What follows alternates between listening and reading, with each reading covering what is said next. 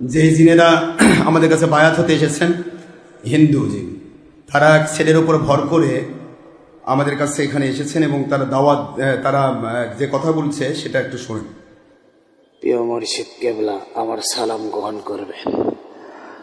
আমরা 7 ভাই আছি। আমরা নিয়ামতগঞ্জ মাদ্রাসায় থাকি, ওইখান থেকে রোগীর সাথে এসেছিলাম। তো আমি মুসলিম, আমার ভাইরা হিন্দু। আপনার কাছে বায়াত হতে চায় এবং মুসলমান হতে চায়, দয়া করে বানিয়ে দেবেন। আমরা আশেপাশেই থাকবো, জুমার দিন আশেপাশেই থাকবো। আমরা জিনেরা তারা আশেপাশেই আজকে জুমার দিন আশেপাশে থাকবে এবং তারা আমাদের কাছে বায়াত হবে, তওবা করবে, মুসলমান হবে। আলহামদুলিল্লাহ।